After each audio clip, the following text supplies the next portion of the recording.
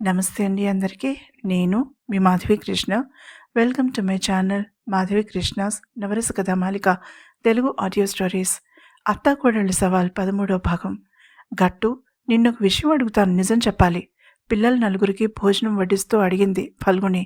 అడుగమ్మా, చేతులు శుభ్రం చేసుకుని వచ్చి కూర్చుంటూ అన్నాడు తథాగత్. నీకు గర్ల్ ఫ్రెండ్ ఉందా? సూటిగా తన కళ్ళలోకి చూస్తూ అడుగుతున్న పెంపుడు తల్లికి ఏమని సమాధానం చెప్పాలో అర్థం కాలేదు అతనికి. గుటకలు మింగాడు. ఉర్విజ ఓరగా అతని వైపే చూస్తోంది, ఏమని సమాధానం ఇస్తాడా అని. అతను చిన్నగా గొంతు సవరించుకున్నాడు. అలాంటిదేమీ లేదమ్మా, గర్ల్ ఫ్రెండ్ని వెతుక్కునే టైం ఎక్కడుంది అనేశాడు తథాగత్. శ్యామ్, బృంద ఒకరి మొహం ఒకరు చూసుకున్నారు. ఉర్విజ మొహం తెల్లగా పాలిపోయింది. అతనికి ప్రేమ పెళ్లి మీద నమ్మకం లేదు, చాలా స్పష్టంగా చెప్పాడు. అలాంటప్పుడు అతనికి ఏమవుతుంది? సమాధానం మనసులో మెదలగానే తెల్లగా పాలిపోయింది ఉర్విజ మొహం. కళ్ళలో నీళ్లు గిర్రుని తిరిగాయి. బృంద ఆమె వైపు సానుభూతిగా చూసింది. ఆమె తథాగత్ ప్రేమలో పూర్తిగా మునిగిపోయి ఉందని అర్థమవుతూనే ఉంది తనకి. ఆ ఇడియట్కి అర్థం కావడం లేదా, లేక అర్థమైనా పట్టించుకోవడం లేదా అన్న సందేహం కలిగింది బృందకి. వాళ్ళు భోజనం పూర్తి చేసి హాల్లోకి వచ్చాక తథాగత్ ఉర్విజ వైపు చూశాడు. ఆమె చప్పున చూపు తిప్పుకుంది. అతని దృష్టి ఆమె చేతి మీద పడింది. కుడి చేతికి బ్యాండేజ్ కట్టి ఉండడం చూసి అతని మనసు విలవిలలాడిపోయింది. ఇక నేను బయలుదేరతానంటీ, వాచ్ చూసుకుని చెప్పింది ఉర్విజ. అదేంటి ఉర్వి, నీ రూమ్మేట్కి కాల్ చేయమని చెప్పాను కదా, ఈ రోజుకి ఇక్కడ ఉండిపో, ఫల్గుని కమాండింగ్గా అంది. తథాగత్ గుండె గొంతుకులోకి వచ్చింది. టెన్షన్ పడుతూ ఆమె వైపు చూశాడు, ఏం చెప్తుందా అని. తను ఫోన్ ఆన్సర్ చేయలేదంటీ, ఇప్పుడు సడన్గా రావడం లేదని చెప్తే బాగోదు, రేపు ఉండనని చెప్పేస్తాను. ఫల్గుణిని ఒప్పించే ప్రయత్నం చేసింది ఉర్విజ. రేపు కాదు, రేపటి నుంచి నువ్వు ఆ హాస్టల్లో ఉండకు, చక్కగా ఇక్కడే ఉండు అంది ఉర్విజ చేతిని తన చేతుల్లోకి తీసుకుంటూ ఫల్గుణి. ఆమెకి ఉర్విజ ధైర్యం చాలా నచ్చింది. ఆమె కనుక సమయానికి స్పందించకపోయి ఉంటే బృంద ఎంతటి ప్రమాదానికి లోనయ్యేదో తలుచుకుంటేనే భయం వేసింది ఫల్గునికి. అలాగే ఆంటీ, చిన్నగా నవ్వింది ఉర్విజ. ఒంటరిగా ఎలా వెళ్తావు, మన గట్టు దింపేస్తాడులే అనేసింది ఫల్గుని. అసలు అతను వచ్చిందే అందుకు కాబట్టి తేలికగా ఊపిరి పీల్చుకున్నాడు.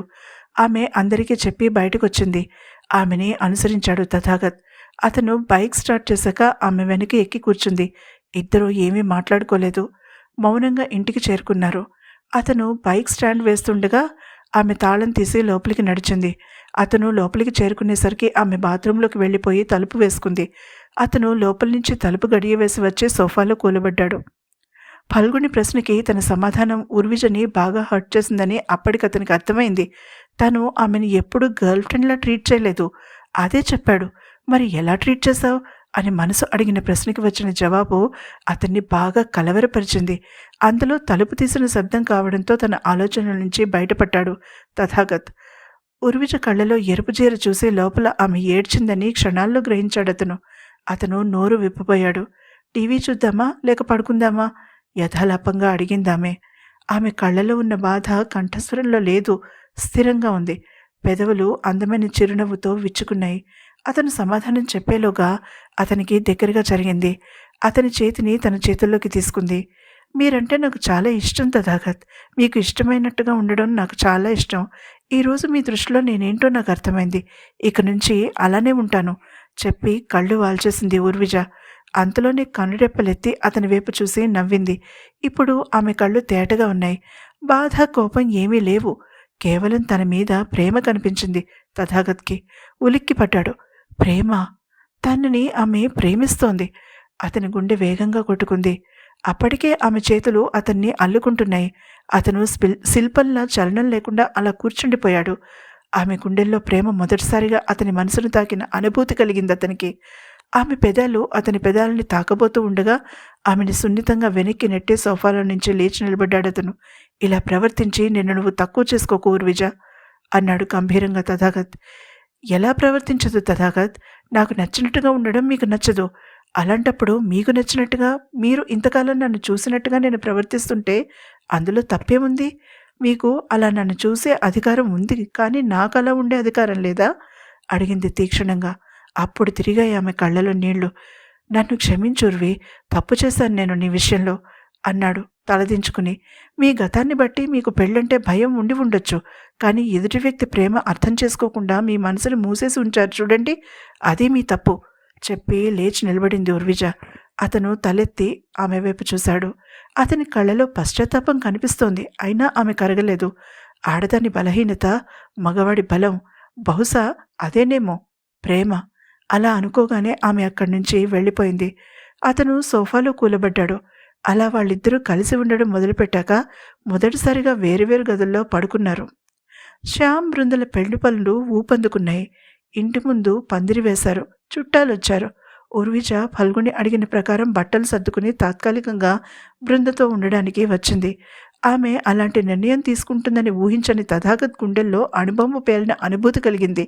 కానీ ఆమెని ఆగమని చెప్పడానికి ధైర్యం సరిపోలేదు. మౌనంగా ఉండిపోయాడు. అతని మౌనం ఆమెని చాలా బాధపెట్టింది. కనీసం తనని ఆగమని ఒక్కసారి కూడా అనకపోవడం ఆమె మనసుని ముక్కలు చేసింది. వడలిపోయిన ఆమె మొహం చూడగానే బృంద ఆమెని టెర్రస్ మీదకి తీసుకువెళ్ళింది. ఏం జరిగిందో నాకు చెప్పకు. ఆ విషయం మర్చిపోవాలని అనుకుంటున్నావు కాబట్టి కాసేపు అబ్బాయిల్ని తిట్టుకుని ఫుల్గా తాగేసి పార్టీ చేసుకుందాం అంటూ తనతో తెచ్చిన బాస్కెట్ని ఓపెన్ స్పేస్లో ఉన్న రాతి టీపాయ్ మీద పెట్టింది. ఆమె మాటలకి ఉర్విజ కళ్ళు పత్తికాయల్లా విచ్చుకున్నాయి. బృంద నవ్వుతూ బాస్కెట్లో నుంచి 4 కూల్ డ్రింక్ టిన్స్, ఒక బేకరీ బాక్స్, పిజ్జా బాక్స్ తీసింది. ఆల్కహాల్ విషమని తెలుసు కూడా మగవాళ్ళు తాగి తమ బాధని మర్చిపోతారు. అలాగే ఈ జంక్ ఫుడ్ మన శరీరానికి విషం కన్నా భయంకరమైనదని తెలుసు కూడా తిని తాగి బాధపడదాం సీరియస్గా అంది బృంద. అదేంటి బృంద, ఇది విషం కన్నా ఎక్కువేంటి? కొంపతీసి ఎక్స్పైరీ డేట్ కానీ అయిపోయినవా ఏంటి? ఆందోళనగా అడిగింది బృందని. కొంప తీయకుండానే ఫ్రెష్వి, అందులో ఎలాంటి సందేహం లేదు అంది నవ్వుతూ బృంద. మరి విషం కన్నా ప్రమాదం ఏమిటి? మరింత కన్ఫ్యూజ్ అయిపోతూ అడిగింది ఉర్విజ. అయ్యో, నీ బుర్రింత స్లో కనుకే మా గట్టుని నాటాడించేస్తున్నాడు అంది తీరికగా టెర్రస్ నేల మీద చతికిలబడుతూ బృంద. అప్పటికి చిరుచీకట్లు ముసురుకుంటున్నాయి. శుక్లపక్షపు చంద్రుడు మబ్బుల చాటు నుంచి తొంగి చూస్తున్నాడు. ఉర్విజ మాట్లాడలేదు. బృందకి ఎదురుగా కూర్చుంది. మన ఆడవాళ్ళం ఫుడ్ దగ్గర అస్సలు శ్రద్ధ తీసుకోం. వయసులో ఉన్నప్పుడు అన్నీ తినేస్తాం. తీరా మధ్య వయసు వచ్చేసరికి ఎక్కడెక్కడో కొవ్వు చేరిపోయిందని తెగ బాధపడిపోతాం. మగవాడు జాగ్రత్త పడే సమయానికి మనం అన్ని జాగ్రత్తలు గాలికి వదిలేసి జీవితం మీద ఆసక్తిని కోల్పోతాం. ఇదిగో ఇలాంటి జంక్ ఫుడ్కి ఎడిక్ట్ అయిపోతాం. ఒక్క ప్లెయిన్ పిజ్జా స్లైస్ తింటే సుమారు 400 క్యాలరీలు మన శరీరంలో చేరిపోతాయి. కాబట్టి ఇది ఫుల్గా తినేస్తే ఎన్ని క్యాలరీలు చేరతాయో ఊహించుకో. వాటిని కరగదీసుకునే ప్రయత్నం చేసే తీరిక మనకెక్కడిది? అలానే ఈ కోలా తాగితే ఎన్ని క్యాలరీలు, ఈ పేస్ట్రీ తింటే మరిన్ని క్యాలరీలు. మొత్తం అన్నీ మనకి ఎక్కడైతే ఇష్టం ఉండదో అక్కడికే కొవ్వుగా చేరి సర్దుకుంటాయి చక్కగా. మగవాళ్ళు ఆల్కహాల్ వల్ల లివర్ మీద పనిచేస్తే ఈ జంక్ ఫుడ్ మన శరీరంలో అన్ని భాగాల మీద పనిచేస్తుంది అంటూ బాధగా కళ్ళు తుడుచుకుంటూనే వేడి వేడి పిజ్జా పీస్ని ఊదుకుంటూ తింటున్న బృందని చూసి పకపక నవ్వింది ఉర్విజ. కోల తాగబోయ్ అంటూ బృంద ఉర్విజ వైపు కూల్ డ్రింక్ టిన్ని జరిపింది. అలా తాత్కాలికంగా ఉర్విజ తన బాధని మర్చిపోయి బృందతో నవ్వుతూ పార్టీ చేసుకుంది. బృంద ఇటువైపు వచ్చే ఛాన్సెస్ ఏమైనా ఉన్నాయంటావా?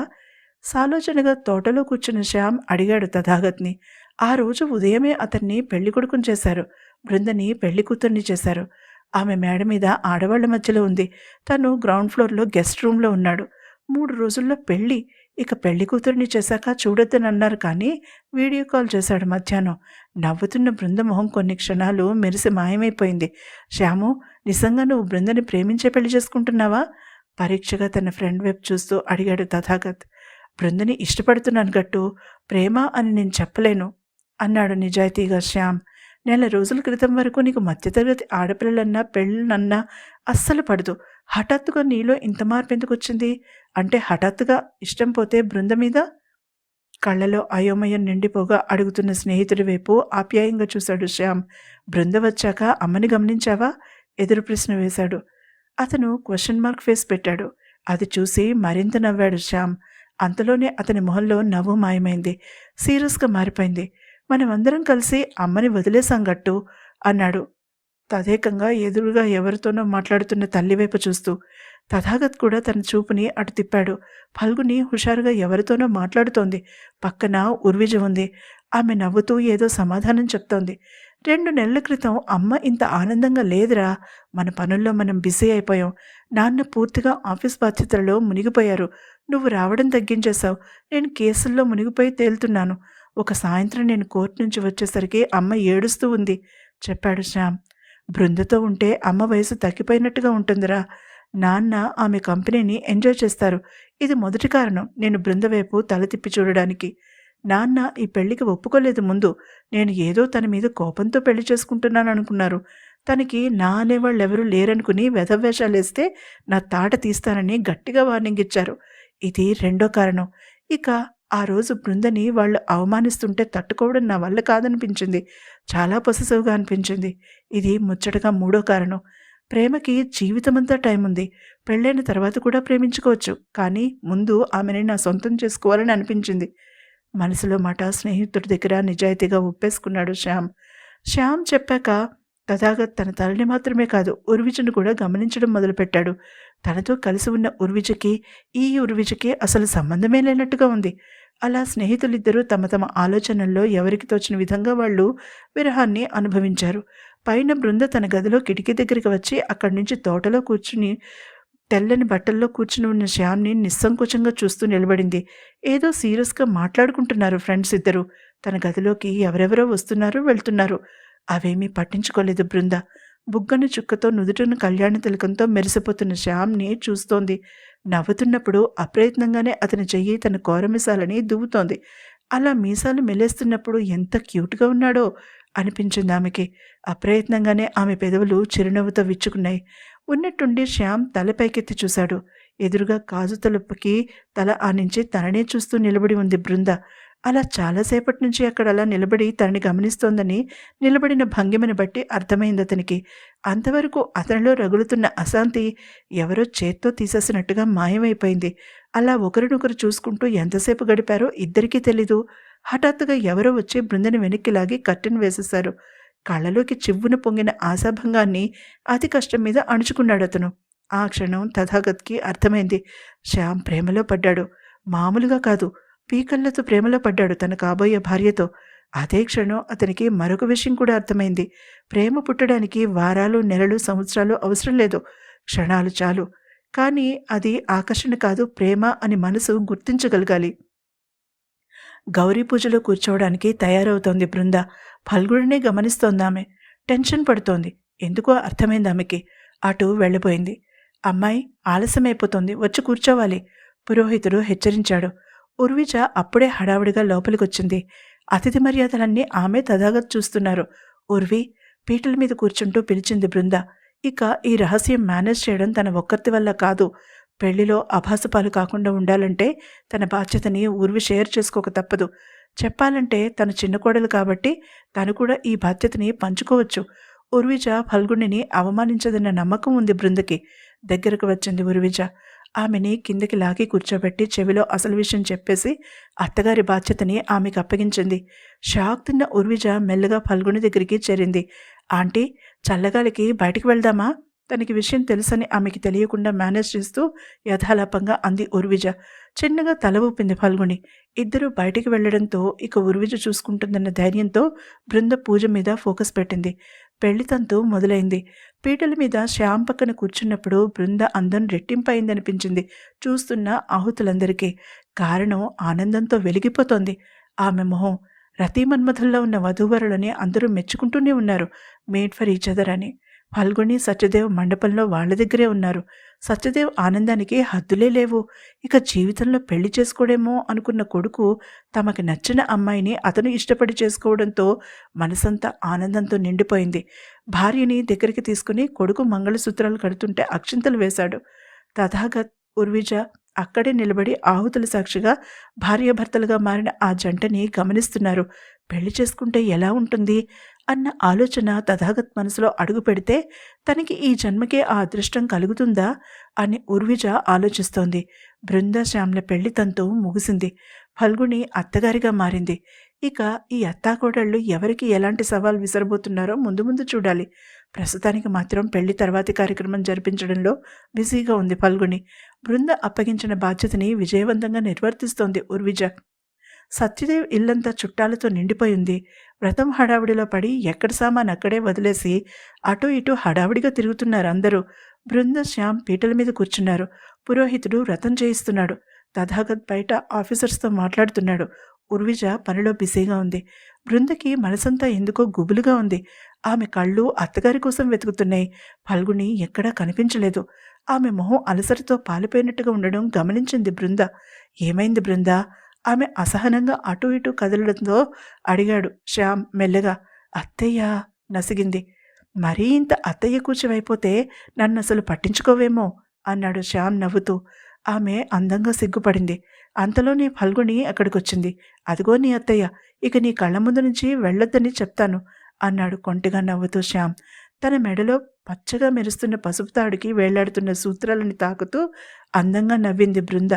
వ్రతం పూర్తయి అందరికీ బృంద చేత ప్రసాదం ఇప్పిస్తుండగా జరిగింది ఆ సంఘటన. అయ్యయ్యో, నా చంద్రహారం గట్టిగా వినిపించింది. బృంద గుండె గుబేల్మంది. ఉర్విజ బృందవైపు చూసి టెన్షన్గా లోపలికి పరుగు తీసింది అసలు ఏం జరిగిందో చూడడానికి. ఫల్గుని కాళ్ళు చేతులు వణుకుతుండగా సోఫాలో కూర్చుండిపోయింది. సత్యదేవ్ లోపలికొచ్చాడు ఆ హడావిడేంటో తెలుసుకోవడానికి. భార్య మొహం చూడగానే కంగారు పడ్డాడు. ఆ అరుపు మేడ మీద నుంచి వినిపించడంతో ఉర్విజ అక్కడికి చేరుకుంది. అరిచింది ఫల్గుని చెల్లెలు మరదలు. ఏమైందండి? మర్యాదగా అడిగింది ఉర్విజ. నా 3 పేటల అతుకుల చంద్రహారం గొలుసు కనిపించడం లేదు ఏడుపు కంఠంతో చెప్పింది ఆవిడ. ఎక్కడ పెట్టారో గుర్తుకు తెచ్చుకోండి అంది ఉర్విజ మృదువుగా. మనసులో కోటి దండాలు పెట్టుకుంది. తన ఇష్టదైవమైన కృష్ణ పరమాత్ముడికి ఇందులో తన కాబోయే అత్తగారి హస్తం ఉండకూడదని. అన్నీ వెతికేసా అమ్మాయి, ఎక్కడా కనిపించలేదు. ఈసారి కళ్ళ నిండా నీళ్లతో చెప్పింది సరళ. ఆ పరిస్థితిని ఎలా హ్యాండిల్ చేయాలో అర్థం కాలేదు ఉర్విజకి. కింద బృంద లోపలికి వచ్చేసరికి ఫల్గుని స్పృహలో లేని దానిలా కూర్చుంది. ఏమైంది మావయ్య? ఏమీ తెలియనట్టుగా అడిగింది బృంద. ఏదో కనిపించడం లేదని సరళ ఏడుస్తున్నట్టుందమ్మా, నేను వెళ్ళి చూసొస్తాను, నువ్వు అత్తయ్య దగ్గరుంటావా అడిగాడు సత్యదేవ్. మీరిక్కడుండండి మావయ్య, నేను చూసొస్తాను చెప్పి మేడ మీదకి నడిచింది బృంద. ఈ పరిస్థితి నుంచి బయటపడాలంటే ఏం జరిగిందో తెలుసుకోవాలి ముందు అనుకుంటూ ఉర్విజ ఉన్న గదిలోకి నడిచింది బృంద. అక్కడ సరళ మంచం మీద కూర్చుని ఏడుస్తోంది. ఆమె పక్కన కూర్చుని ఓదారుస్తున్నాడు ఒక యువకుడు. అతను ఆమె కొడుకని మాటల్ని బట్టి అర్థమైంది బృందకి. ఉర్విజకి ఏం చేయాలో తెలియక వెతికే ప్రయత్నం చేస్తోంది. పిన్ని, ఏం జరిగిందో చెప్పండి అంది బృంద మృదువుగా. రాత్రి పడుకునే ముందో లేక ఉదయం స్నానం చేసినప్పుడో తీశాను బృంద, ఎప్పుడో గుర్తులేదు, ఎక్కడ పెట్టానో కూడా గుర్తులేదు చెప్పిందావిడ. నేను ఇక్కడంతా ఆల్రెడీ వెతికాను బృందా అన్నాడు ఆ యువకుడు. అతను అలా తనని పేరు పెట్టి పిలవడం నచ్చలేదు ఆమెకి. ఆ పిలుపు తేడాగా అనిపించింది. మొహం చిట్లించి పక్కకి తిప్పుకుంది మొహం.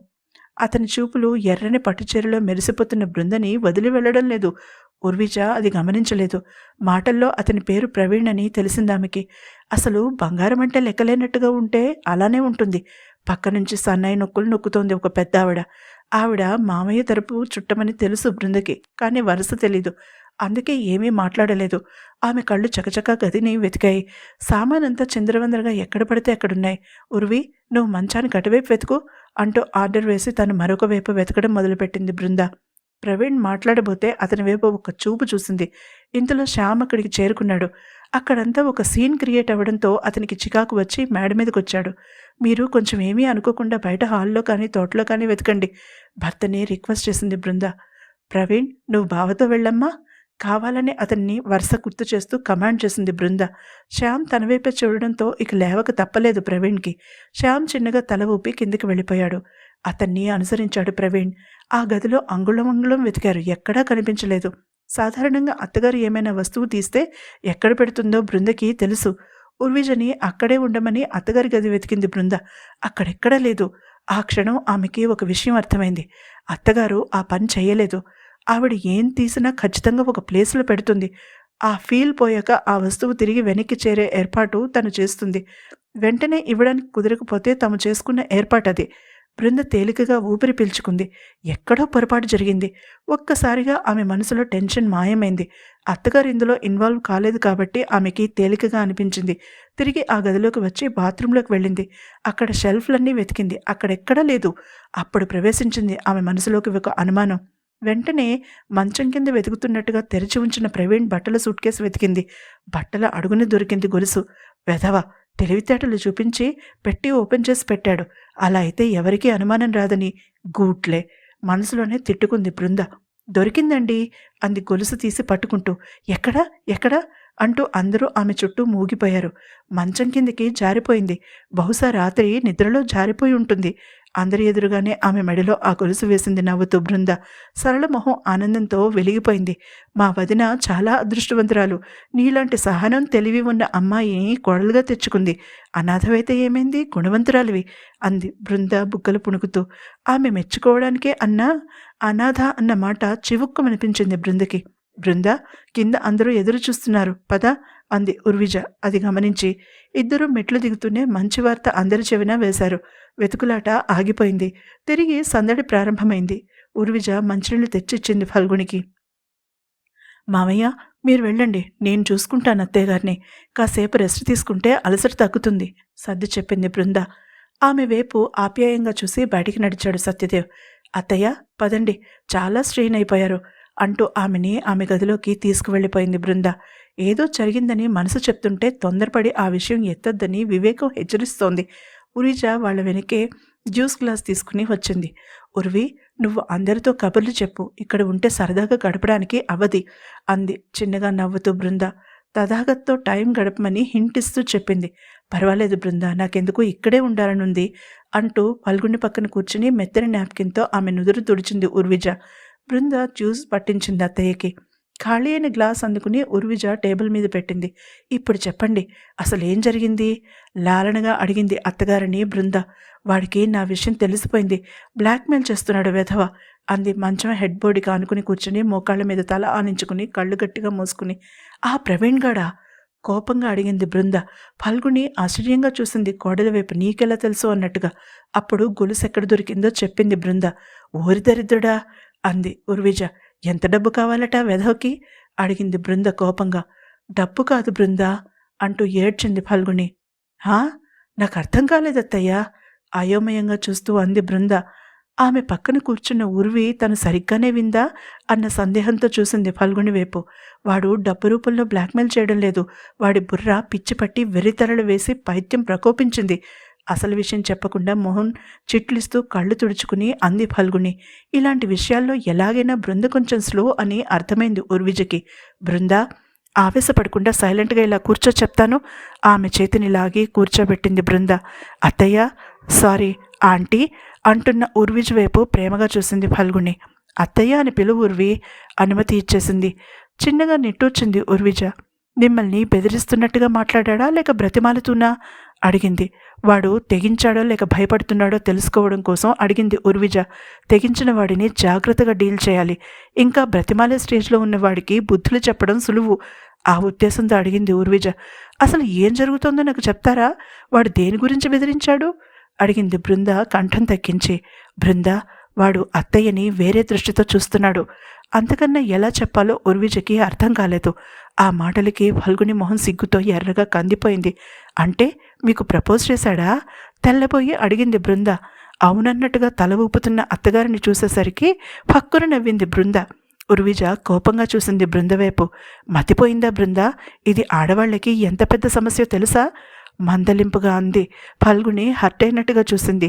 అయ్యో బుజ్జత్తయ్య, ఈ వయసులో కూడా మీరు ఇంత స్లిమ్గా అందంగా ఉంటే మరి కుర్రాళ్ళు వెంటపడరా అడిగింది నవ్వుతూ బృంద. ఇట్స్ నాట్ ఎ జోక్ బృంద సీరియస్గా అంది ఉర్విజ. అప్పటికి బృంద కూడా కొంచెం సమస్య తీవ్రతని గ్రహించింది. సమస్యని తేలికగా కొట్టిపారేయాలన్న ఆలోచనని పక్కన పడేసింది. సారీ అత్తయ్య, అసలు వాడేం వాగాడో ఒక్క అక్షరం కూడా పొల్లిపోకుండా చెప్పండి. వాడి పని శ్యామ్ చేతిలో ఉంది అంది కోపంగా. సత్యతోనూ శ్యామ్ గట్టులతో ఈ విషయం చెప్పాలని అనుకున్నాను బృంద, కానీ వాడి విషయం చెప్తే నా విషయం బయటకు వస్తుంది అంది భయంగా ఫల్గుని. ఉర్విజ బృంద ఏమీ మాట్లాడలేదు. తను విషయం చెప్పడం కోసం ఎదురు చూస్తున్నారు వాళ్ళిద్దరూ అని ఫల్గునికి అర్థమైంది. నా చెల్లెలు ఊర్మిళ మరదలు సరళ.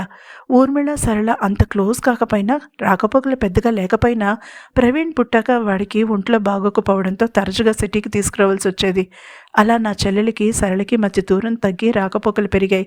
వాడి కాలేజీలో చదువు కోసం ఇక్కడికి తీసుకువచ్చినప్పుడు ఇక్కడే ఉన్నాడు నా దగ్గర. అప్పుడు శ్యామ్ గట్టు ఇద్దరు డిగ్రీ ఫైనల్ ఇయర్లో ఉన్నారు, హాస్టల్లో ఉన్నారు. ఒంటరిగా బాధపడుతున్న నాకు వాడు అత్తయ్య అంటూ వెంట తిరుగుతుంటే ఆనందంగా అనిపించేది. కానీ వాడి మనసులో ఇంత కుత్సితం ఉంటుందనుకోలేదు. ఈరోజు నా చెయ్యి పట్టుకుని తనతో అని చెప్పడం ఆపి తిరిగి ఏడవడం మొదలుపెట్టింది ఫల్గుని. అప్పటికి సమస్య పూర్తిగా అవగాహనకి వచ్చింది ఆడపిల్లలిద్దరికీ. వాడు మీ వెంట పడడానికి కారణం చిన్నప్పటి నుంచి మీరు వాడికి ఇచ్చిన చనువని అపోహపడకండి అత్తయ్య. ఈ మధ్య కుర్రాళ్ళకి ఈ వెబ్ సిరీస్లు ఎక్కువైపోయి ఉచ్చం నీచం తెలియడం లేదు, వావి వరుసలు అంతకన్నా తెలియడం లేదు. ఇంట్లో తల్లిదండ్రులు చూసుకునే టైం లేక చెడు స్నేహాలు మరిగి ఇలా భ్రష్టు పట్టిపోతున్నారు కోపంగా అంది బృంద. తన స్టూడెంట్స్లో కూడా ఇలా వక్రమైన ఆలోచనలు ఉన్న పిల్లలు ఉండడం తెలుసు ఆమెకి. నాకు 48 వస్తోంది బృంద. ఈ వయసులో ఇలాంటి సమస్య అంటే తప్పు నాది, లేకపోతే వాడిలో అలాంటి ఆలోచనలు ఎందుకు వస్తాయని అనుకుంటారు అందరూ. తల పట్టుకుని కూర్చుంది ఫల్గుణి. అత్తయ్య, ఇందులో మీ తప్పేముంది? అందంగా ఉండడం మీ తప్పెలా అవుతుంది? అందం ఎక్కడుంటే అక్కడికి వెళ్ళిపోతాడా ఆ అప్రాచ్యుడు? కోపంగా అంది ఉర్వి. వాడు నాకు లైన్ వేస్తున్నాడు అనుకుని పొరపాటు పడ్డాను, దున్నపోతూ కసిగా అంది బృంద. నువ్వు తిట్టడం కోపంతో తిడుతున్నట్లేదు, ఆశాభంగంతో తిడుతున్నట్టుంది అంది ఉర్విజ చిన్నగా నవ్వుతూ. ఫల్గుణి పక్కున నవ్వింది అంత ఏడుపులోనూ. వాడికి బుద్ధి చెప్పకపోతే నా పేరు మార్చుకుంటాను అంది కోపంగా బృంద కొంతసేపటి తర్వాత. నువ్వే కాదు, కొత్త పెళ్లి కూతురు పాప, మేము కూడా అంది ఉర్విజ ఫల్గుని చేతిని తన చేతుల్లోకి తీసుకుంటూ. ఇది మనం వాడికి విసరబోతున్న సవాల్, అంటే మన అత్తాకోడళ్ల సవాల్ అన్నమాట. టైటిల్ చాలా పవర్ఫుల్గా ఉంది అంది నవ్వుతూ ఉర్విజ. బోడిగాడు, మీ వయసంత లేదు వాడి అనుభవం, వాడికి ఈ బుద్ధి పుట్టిందా అంది బృంద. నీ తలకాయ్, అత్తయ్య అనుభవం అంత లేదు వాడి వయసు అనాలి. బృంద భుజం మీద ఆప్యాయంగా తడుతూ మందలింపుగా అంది ఉర్విజ. ఓ, ఈ మధ్య ఇలా అంటున్నారా అంది బృంద నుదురు తట్టుకుంటూ. ఇక ఆపుకోలేక పకపక నవ్వింది ఫల్గుణి. సరిగ్గా అప్పుడే లోపలికి వచ్చాడు శ్యామ్. మీ గురించి అందరూ అక్కడ వెతుక్కుంటూ ఉంటే ఇక్కడ మంచం నడిమధ్యలో కూర్చుని జోకులేసుకుంటున్నారా? కోపం నటిస్తూ అడిగాడు. బృంద చటుక్కున్న మంచం దిగిపోయింది. ఉర్విజ నవ్వుతూ లేచి నిలబడి ఫల్గునికి తన చేతిని అందించింది. భోజనాల టైంకి మీరు అక్కడ నిలబడకపోతే బాగోదు అంటూ తెలివిగా వాళ్ళకి ఏకాంతం కల్పిస్తూ ఫల్గుణిని బయటికి తీసుకుపోయింది ఉర్విజ. వెళ్ళేటప్పుడు తలుపు దగ్గరగా జారవేయడం మర్చిపోలేదు. శ్యామ్ నవ్వుతూ బృందవైపు నడిచాడు తలుపు గడియ వేసి. మరి ఎవరైనా చూస్తే బాగోదు అంది పిడియపడుతూ బృంద. అవును కదా, అస్సలు బాగోదు, అందుకే తలుపేసేసా అన్నాడు అల్లరిగా నవ్వుతూ. శ్యామ్ అతన్ని ఆగడానికి కళ్ళు పెద్దవి చేసి భయంగా చూసింది. అలా బుచ్చి కొండపల్లి బొమ్మల పట్టుచీరలో ముద్దొస్తూ ఉంటే దూరంగా ఎలా ఉండాలి మరి అడిగాడు నవ్వుతూ. అప్పటికే ఇద్దరి మధ్య దూరం తరిగి అతని చెయ్యి ఆమె నడుం మీదికి చేరింది. ఇది పద్ధతి కాదు, ముహూర్తం 4 రోజుల్లో ఉంది అంది సిగ్గుగా. ముహూర్తం దేనికి బృందా? ఆమెని తన దగ్గరికి లాక్కుంటూ అమాయకంగా అడిగాడు. ఆమెకి పచ్చివెలక్కాయ గొంతులో పడ్డట్టయింది. అతను మామూలుగా తనతో మాట్లాడడానికి వస్తే తను ఓవర్ యాక్షన్ చేసిందా ఏంటి అన్న సందేహం మొదలైంది బృందకి. శ్యామ్ లోపల నవ్వుకున్నాడు. నాకు ఒక డౌట్ వచ్చింది, అది అడుగుదామని వచ్చాము. నువ్వేమో మరొక సందేహాన్ని నా బుర్రలోకి ఇంజెక్ట్ చేసావు అన్నాడు ఆమె గుండెల మీద మెరుస్తున్న సూత్రాన్ని తన చూపుడు వేలితో రాస్తూ. ఆమె అతని వైపు సూటిగా చూడలేక అతని గుండెలకి తన నుదురు ఆనించింది. లెక్చరర్వి, ఈ స్టూడెంట్ మొగుడి సందేహాలు నువ్వు తీర్చకపోతే ఎవరు తీరుస్తారు అడిగాడు నవ్వు అదుముకుంటూ. అబ్బా, ఏడిపించకుండా అడగదలుచుకున్నది అడగండి అంది చివరికి గొంతు పెగుల్చుకుని. నువ్వు నన్ను ఇష్టపడి చేసుకున్నావా, లేక అమ్మ అంటే ఇష్టం కాబట్టి నా మీద జాలిపడి ఒక మూల పడుంటాడులే అని పెళ్లికి ఒప్పుకున్నావా? ఇది మొదటి డౌట్ అంటున్న అతని మొహంలోకి చివ్వున తలెత్తి చూసింది. అతను జోక్ చేస్తున్నాడేమోనని పరిశీలనగా చూసింది. అతని మొహం సీరియస్గా ఉంది. నేను మీకు ముందే చెప్పాను, నాకు మీరంటే ఇష్టం, పెళ్ళికి ఒప్పుకుంటున్నాను అని. ముందు మనిద్దరం ఫ్రెండ్స్ అన్నారు, అయ్యాం కదా. అలానే నాకు ఉత్తుత్తి పెళ్లి వద్దని, మీరు నిజమైన భర్తగా కావాలని చెప్పాను. అక్కడెక్కడా అత్తయ్య ప్రసక్తి లేదుగా అడిగింది బృంద. తనకి అంత సన్నిహితంగా నిలబడి తన గుండెల మీద చేతులానించి కొద్దిగా తలపైకెత్తి కళ్ళలో కళ్ళు పెట్టి చూసి అడుగుతున్న బృంద చాలా నచ్చింది ఆ క్షణంలో శ్యామ్కి. అయినా తనని తాను అదుపు చేసుకున్నాడు. ఇక నా రెండో డౌట్ అడగనా? అడగమన్నట్టుగా తల ఊపింది. ముహూర్తం దేనికి? బృంద ఏం సమాధానం చెప్తుందో తెలుసుకోవాలంటే తర్వాత ఎపిసోడ్ని తప్పకుండా వినండి. అలాగే ఈ ఎపిసోడ్ కనుక మీకు నచ్చినట్లయితే తప్పకుండా లైక్ చేయండి. అలాగే నా ఛానల్ని సబ్స్క్రైబ్ చేసుకోవడం మర్చిపోకండి. తిరిగి మరొక ఎపిసోడ్తో మళ్ళీ కలుసుకుందాం. అంతవరకు సెలవు.